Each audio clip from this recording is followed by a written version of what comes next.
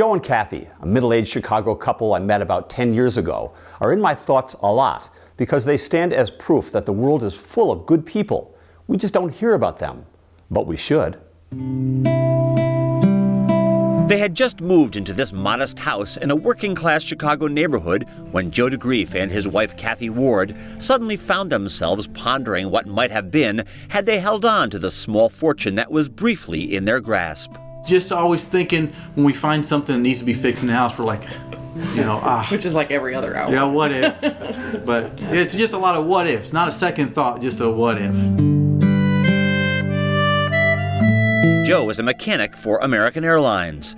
Cathy is a 911 dispatcher at O'Hare, both working odd hours for the sake of their two small children. He works midnight shift and I work afternoons so that we don't need a babysitter. What they could use, like most everybody, is financial security, which suddenly seemed possible just a few months ago after buying this house from the descendants of a deceased elderly woman who had lived here since the late 1940s. None of the woman's surviving family members wanted her time-worn furniture, so Joe and Cathy bought the house and everything inside. Some of it they kept, but much had to go, including the woman's ancient bed. So I moved the mattress off the box springs, and there was a blue bag in between the mattress and the box springs. A blue money bag, and in it, $23,840. Nobody besides themselves knew anything about it.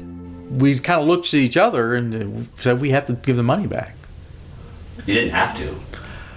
I guess legally we didn't have to, yes, but we had to. We had to. It was funny because the night before we were saying, this is what needs to happen. We need new windows. It's like a ice box in here when the wind blows.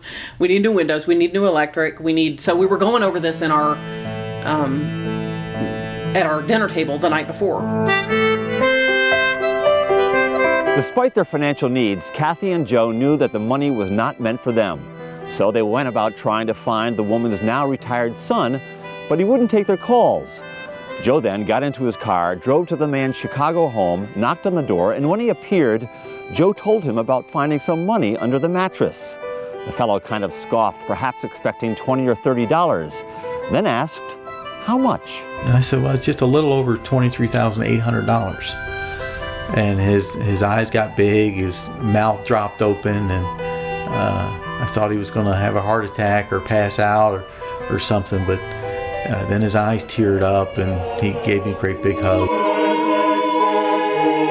At St. John Cantius Catholic Church in the heart of Chicago, a young family sits in quiet reverence, counting their blessings while discounting any suggestion that their generous act makes them special in any way. When pressed, most people will do the right thing.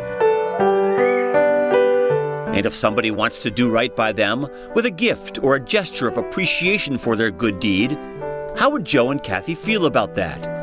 And what would they want? Just do something for someone nice.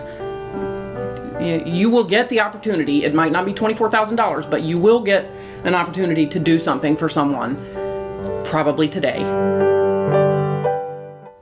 I can say with certainty that I will never find a pile of cash under a mattress. But as Cathy Ward mentioned in the story, I can pretty much guarantee that I will find every day an opportunity to do something nice for another person, a chance to give, even if it's just a compliment. I did a story in Nova Scotia a while back and learned of a term that the locals use to remind each other about the value of generosity. Giver. Giver. Just as something that we would say in the bar, as a toast, giver. Let's do our best. Let's put our best foot forward and make this the best situation we possibly can. I think I'll add that to my vocabulary. Giver.